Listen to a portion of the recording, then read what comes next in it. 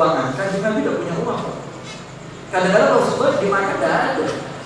2 bulan dapurnya pernah dari itu dimakan air sama kurma. Kadang-kadang Rasulullah 3 hari tidak makan, perutnya diganjel batu. Apa yang saya bagi? Rumah saya jelek. Kanjeng Nabi sampai mati tidak punya rumah. Rumahnya itu dikasih pertuanya. Itu pun tidak pernah renovasi. Ngomongnya ngecek, renovasi tidak pernah. Di plester dan tidurnya pakai pelukan kurma. Ya besok, apa yang sampai tadi? Wah, mobil saya diteror orang-orang. Kanjeng Nabi setiap hari mau dibunuh. Apa? Saya difitnah. Kanjeng Nabi difitnah macam-macam. Rasulullah difitnah dukun, Kanjeng Nabi difitnah penyihir, Rasulullah difitnah penyihir, Kanjeng Nabi difitnah ini dan itu. Keluarga banyak sekali fitnah. Bagaimana Siti Aisyah difitnah oleh munafik, bagaimana Rasulullah diambil anaknya ketika masih kecil, bagaimana keluarganya diteror, dibunuh, bagaimana Sayyidina Hamzah terbunuh dan dimakan jantungnya di depan Nabi Muhammad pamannya Rasulullah, bagaimana ibunya wafat ketika Rasulullah umur 6 tahun, ayahnya wafat sebelum lahirnya Nabi Muhammad, bagaimana Rasulullah pernah makan daun ada di pinggiran kota Mekah, lari dari Mekah ke Madinah dalam keadaan ketakutan mau dibunuh sama orang. Semua dialami, tapi ketika beliau masuk ke rumah atau ketemu sahabat, tidak pernah keluar dari muka Rasulullah kecuali senyuman, karena itu ajaran dari Nabi Muhammad SAW. Oh, masalah kita ini guru kena token muda sektor Israel belum sebut dia itu enggak biasanya pertanyaan itu sudah pertanyaan saya lama PLN ini belum sebut ketemu dulu itu songar langsung sampai sambat token rokoknya tapi munggah biasa sampah berarti rompang itu dia ya sampai keuangannya tidak rapi. Baru masalah sedikit sudah mukanya tidak menyenangkan. Nabi Muhammad dengan jutaan masalah beliau selalu tampil dengan senyuman. Itulah Nabi kita Muhammad SAW. Karena Rasul tahu ini perdagangan yang paling untung. Kalau ketemu dulu, ketemu keluarga, sahabat, kerabat, beliau selalu tampil dengan menyenangkan. Sampai Nabi Muhammad SAW beliau berikan ajaran kepada kita supaya tampil dengan seperti ini, menjaga perasaan orang mukmin. Kalau sampai ketika nanti kita wafat dan kita berhasil, misi kita sukses, sembahyangnya api, puasanya api, haji bagi yang mampu, zakatnya rapi. Kalau mau menjaga diri dari perbuatan maksiat, saya berbuat dosa, cepat balik. Saya habis dosa itu cepat hadir majlis. Karena orang dari majlis tidak pulang kalau dosanya dimaafkan, cepat. Mari ngomong, boleh ke pengajian, tampil menyenangkan depan orang, mesem sama keluarga, sama anak, sama famili, buang rasa benci sama saudaranya. Kalau itu berhasil kita lakukan, saat malam pertama kita dikubur, kata Nabi Muhammad SAW, saat orang itu ditunjukkan dalam dikubur, maka akan masuk dalam kuburnya satu makhluk yang bercahaya, yang taladur bifarqi ila qadami, berpijar cahaya dari kepala sampai kakinya. Lalu makhluk tadi akan mengeluarkan wangi yang halus. Maka mayit ketika malam pertama dikubur dalam keadaan ketakutan, maka mayit tadi mengatakan, man anta, siapa kamu? Sungguh istri saya meninggalkan saya, anak saya meninggalkan saya, harta saya meninggalkan saya, kendaraan saya tidak masuk di kubur ini, kok kamu bisa masuk sini? Kamu siapa? Oh, saya tidak pernah kenal sama jenengan kok masuk kubur saya. Orang yang seumur hidup sama saya, dampingi saya, malam ini tidak ikut saya di kubur, kok kamu bisa masuk ke sini? Kamu siapa? Maka menurut tadi kata Rasulullah bercerita, ana surur alladzi adkhaltahu fi qulubil mu'minin. Aku adalah perasaan senang yang dulu kamu suka masukkan di hatinya orang mukmin. Bahagianya mereka itulah Allah jadikan saya, sebagaimana dulu di dunia kamu menyenangkan hatinya orang. Maka malam kubur ini sampai hari kiamat, saya disuruh Allah Ta'ala awal kamu untuk menghibur kamu sampai berjumpa dengan Nabi Muhammad SAW. Mana rugi itu? Apa? Dan sekarang ini minta maaf karena apa namanya? Karena kita ini melihat TV, melihat dunia maya dan macam-macam, sehingga kita tampil dengan apa? Dengan akhlak yang tidak baik. Kita lihat TV, di sini parah, anak pulang ngajar di waktu WE. Akhirnya sekarang apa yang terjadi di masyarakat? Anak sudah tidak bisa menghargai orang. Main bentak, balas bentak. Bapak ngamuk kalau orang dulu Pak. Ibunya itu tua-tua dulu. Kalau harus main ngamuk, bapak anaknya menang. Wadah. Saya ini bentak-bentak bisa. Sontok ngalah setiap orang kandung dari rumah. Rusak saya ini. Apa? Saya jelek panggilan. Dulu istri-istri tidak berani, selingkuh itu tidak berani. Karena tampilan nih film-film ini istri perselingkuhan dijajal, coba. Bujuri muda pegawai video call atau ngobrol lagi. Wah, tenang nih. Aku akan nonton nih di dalam TV. Akhirnya menyakiti saudara, menyakiti. Ya kan lorong yang ketemu dia, kalau dia ketemu Allah nggak tahu. Tuh kita keluar dari sama orang. Yang dilihat apa? Pertengkaran, bongkaran. Apa yang dilihat? Yang ada di dalam dunia maya. Ya itu sudah kita praktekkan. Sehingga kita tampil dengan akhlak yang tidak baik. Akhirnya kita rugi. Memang mereka itu berpropaganda gimana caranya kita rugi. Tidak ada Pak orang kafir, muslim itu setuju sama kita, tidak ada. Di hati mereka itu punya perasaan bagaimana mempertahankan Nabi ini rugi. Itu sudah mulai dulu sampai hari kiamat. Wala tarad ankal yahud wala nasara hatta tattabi'a billah. Riwayatnya publik tulisan Allah Ta'ala dengan Al-Quran. Baca dulu. Maka dari hadirin di majlis ini kita dikenalkan bagaimana kita punya Nabi, bagaimana Sayyidina Abu Bakar, bagaimana dari Sayyidina Umar, bagaimana dari Sayyidina Abu Hurairah dan para ulama, para salihin yang lainnya. Mereka tampil dengan akhlak Nabi Muhammad dan mereka tahu ini perdagangan yang paling untung di hadapan Allah Subhanahu.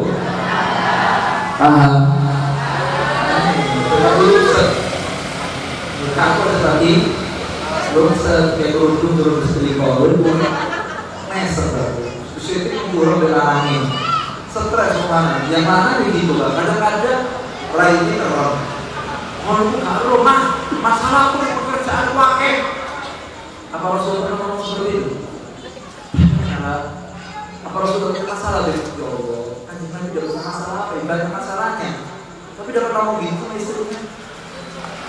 Yang kan mau panas betul. Anjing Nabi itu semua ngomong. Jebeh itu biasa dipadokno. Kita ini berusaha modokno karena kita kemarin kumpul sama Nabi Muhammad. Lah sampai modokno habis apa kalau begitu? Ya kubik, ini kita waktu jebak gitu. Sampai dari robek ke pondok ini. Sampai datang masalah saya datang masalah sampean.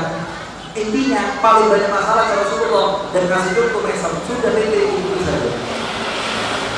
Tidak ada lah masalah sampean, tidak ada apa-apanya. Dan jutaan masalah yang kita hadapi di dunia tidak sebanding dengan satu malam masalah dalam kubur kita. Repot uripik masuk kubur kena adab plus tambah repot di kubur dapat nikmat itulah repotnya semua. Hidupnya enak masuk kubur dapat adab satu malam saja. Tidak ada repotnya akhirat berbeda sama repotnya dunia. Tidak seimbang dan kita kepilih tidak repot di dunia dan tidak pilih repot di akhirat. Hanya satu intinya hidup tampil dengan menyenangkan. Ambil maaf kepada saudara kita. Dengan itulah urusan kita akan diperbaiki oleh Allah Subhanahu. Nari, sudah ini. Seperti dikatakan oleh para ulama, min ahika sab'ina udran. Ambil dari saudara kamu 70 udur. Maksudnya ini ada orang salah paham sama kita berbuat sikap gak enak. Itu husnudon saja. Betul kita buat acara dia tidak datang, ini betul.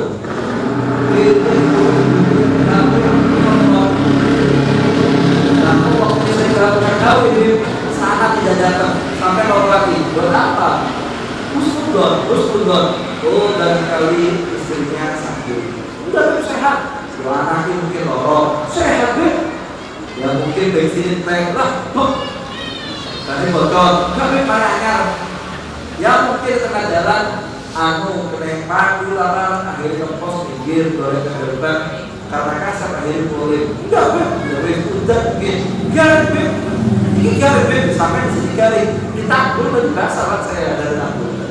Ini garing alhamdulillah. Saya dari tanggul tadi sama Mas Robek, sama Mas Arif tadi itu hujan ditanggul di sini garing. Husnudon. Sehingga kita kalau punya sifat seperti ini, ada orang bertanya, oh mungkin sehingga hati kita bersih. Bersih. Kalau di sini cukup betok, yang betok memang dulu sifatnya, memang kotornya masih. Kalau rokok panas kayak rokok mana? Itu kopi, tambah gaji. Akhirnya gaji ngetek pahala.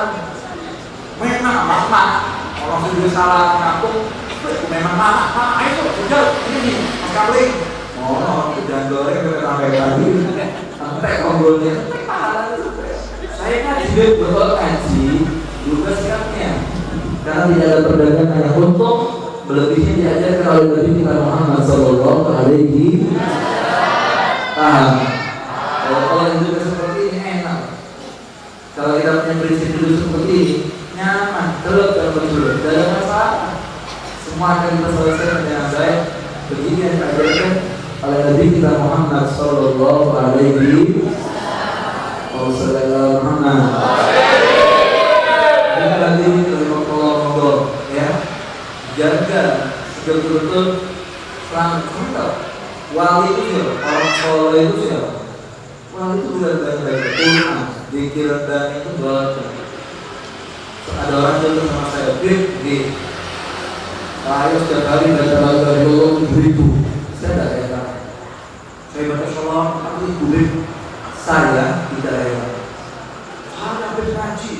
Saya tidak rela. Tapi kalau saya cerita, alhamdulillah Bib, kali ini saya dapat perasaan orang, saya dapat benci sama orang, itu pulang salah sama saya husnuzan dan saya maafkan Bib. Itu orang bicara ke saya doakan Allah dapat hidayah Bib. Itu lebih istimewa dari yang lain. Karena sifatnya ahli surga itu, orang kalau dimasukkan surga, itu sifat benci dalam arti ikhlas. Wa nazarna fi qulubihim min ghillin ikhwanan ala sururi mutaqabilin dan Allah mengatakan orang yang akan dipaling mati husnul khatimah, catat. Orang yang akan mati husnul khatimah dan orang itu akan menjadi penghuni surga dengan kanjeng Nabi Muhammad. Wa nazarna fi qulubihim min ghillin ikhwanan. Allah akan cabut dari hatinya kebencian kepada saudara yang bersama. Terus dicatat ya, selama bukan dasar syariat. Tapi kalau karena syariat Pak, kita bangkit menegakkan kebenaran, mau yang bersangkutan sakit hati kita urus. Ini urusan biasa akan dibersihkan oleh Allah sehingga dia tampil di masyarakat dalam keadaan cinta, gak ada benci. Dia memaafkan, ada yang salah dimaafkan, tidak mau dijawab oleh yang berbuat jelek kepada dia.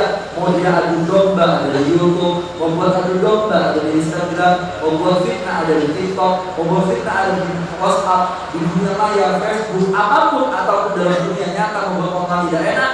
Mereka selama bersangkutan dalam pribadinya mereka atau hal yang bisa ditoleran, mereka diam karena mereka tidak mau meladeni orang seperti itu.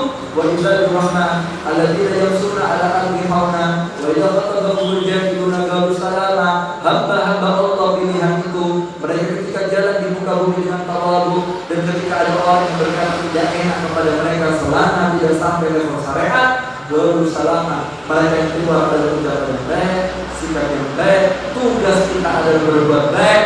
Yang kita buat baik atau buat jahat ya terserah, itu akhlak mereka. Tapi kita punya akhlak seperti akhlaknya Nabi Muhammad SAW. Kalau orang itu melapor kita laporkan juga ya kotor. Kita difitnah kita balas fitnah ya kotor. Mereka fitnah kita balas doa. Loh kok gitu itu akhlaknya mereka, itu akhlaknya kita. Terus mereka pakai akhlak itu yang entah siapa yang ditiru. Kita pakai akhlak yang seperti yang kita ditiru Nabi Muhammad, karena kita tahu umur kita terbatas. Dari seperti toko sama Nabi Muhammad SAW. Maka hadirin dan Allah al-hidayah di antara fondasinya adalah mencetak generasi yang ditampil di masyarakat sehingga tolong untuk ngaji dengan hidayah soalnya di masyarakat nabian sehingga kesannya itu positif, kesannya tidak negatif. Oh ini mereka ngaji yang biasanya sama istrinya ngapur apa ini? Nanti bunyi ngapur jaga jencet sompok di rumah sompok kan hari ngaji ada lagi tidak boleh haram. Pukul perempuan itu haram.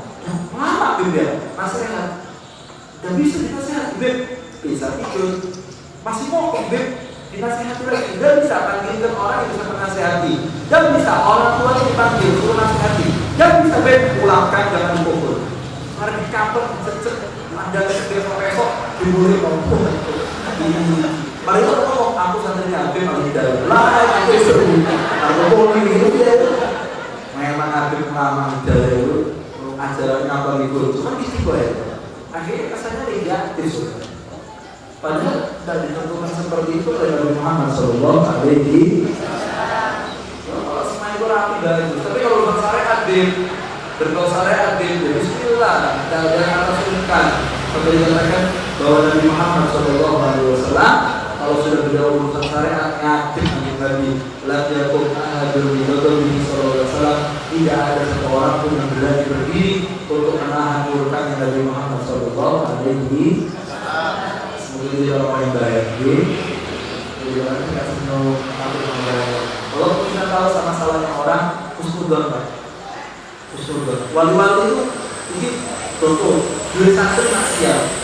Kita itu bersikap tegas. Tapi santri itu hilang Pak. Ketemu mana?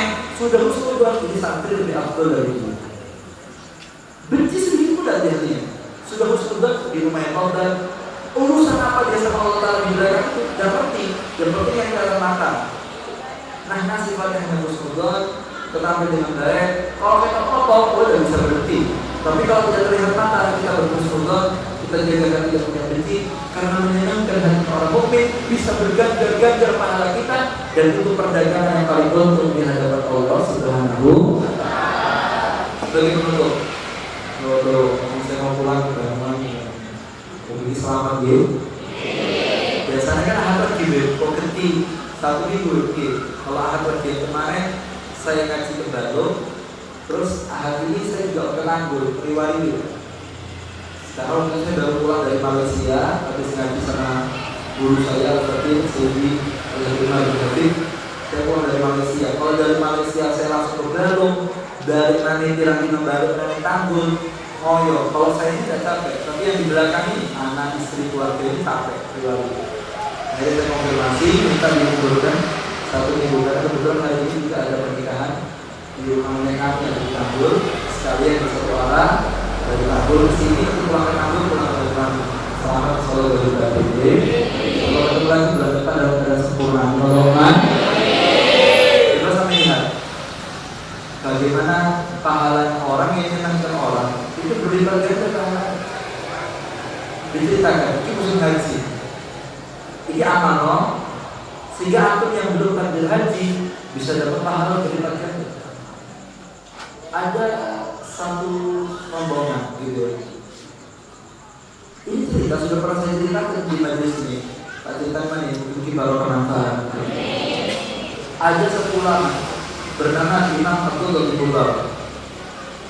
Abdullah bin Mubarak ini ingin berangkat haji akhirnya nabung. Ingin berangkat haji akhirnya beliau nabung. Karena harus kepingin, ya harus kepingin. Sebenarnya kita kalau kepingin Pak bisa berangkat ke Mekah ke Madinah. Bisa atau bisa? Yang kompak bisa atau bisa? Bisa. Cuma kayaknya kalau dia rokok mahal itu. Memang kita kelas 20 dari itu. Sama bayang rokok itu sapam itu masih 25, 30, anggap rata-rata sudah 30 ribu.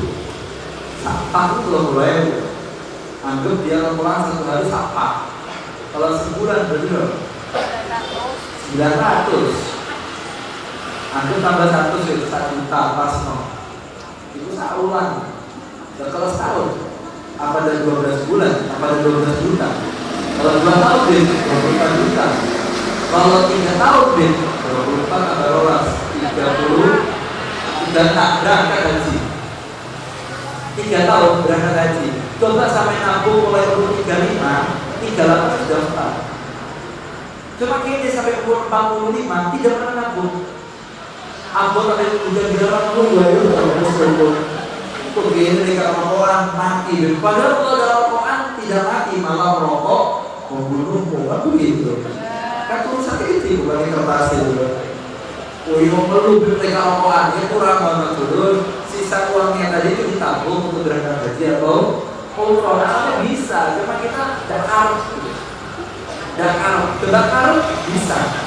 Dan rezeki ini sama Allah Ta'ala akan diganti. Dan Nabi Muhammad janji orang yang berangkat ke Mekah dan ke Madinah, berapapun ongkos yang dikeluarkan nyampe Indonesia di seluruh Allah Ta'ala diganti. Ngomong pegawai ini enak, uang yang dikeluarkan akan dibayar lagi sama Allah Ta'ala.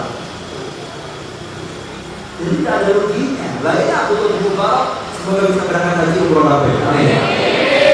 Yang belum berangkat bisa berangkat sampaikan di Nabi Muhammad. Amin. Akhirnya doa aku. Setelah aku uang kumpul niat berangkat haji, sudah berangkat ada rombongan. Ketika sama rombongan ini berangkat, di tengah perjalanan Al-Imam Abdullah bin Mubarak beliau menyaksikan kejadian yang aneh. Apa kejadian aneh? Ada satu wanita tarik-tarik bagian ini keledai. Akhirnya Al-Imam Abdullah bin Mubarak bilang atur sama rombongan yang lain, antum semuanya jalan di luar, sudah saya carry waktu yang besok. Sudah. Al-Imam Abdullah bin Mubarak turun dari unta. Beliau sama perempuan tadi mengatakan, ya Umar datang kalian, wahai ibu, ojo lakon iki, inali haram, karena makan iki bangki hukumnya haram, tak boleh bu makan bangki itu haram hukumnya. Kata si perempuan tadi, itu haram buat jenengan Ustaz, tapi halal buat saya. Loh kok bisa gitu? Kok order? Untuk saya haram, untuk saya haram, untuk sampai halal. Kok bisa begitu? Begini. Sampai itu berangkat haji, berangkat sudah. Dosa mereka saya, udah bisa. Ini sarekat ini, sampai makan bangki. Saya sudah lakukan, sudah lakukan kok, tidak boleh saya berhenti, harus saya tegak. Akhirnya kata si ibu-ibu tadi itu, Pak Ustaz, saya ini janda. Di rumah saya ada 3 anak yatim.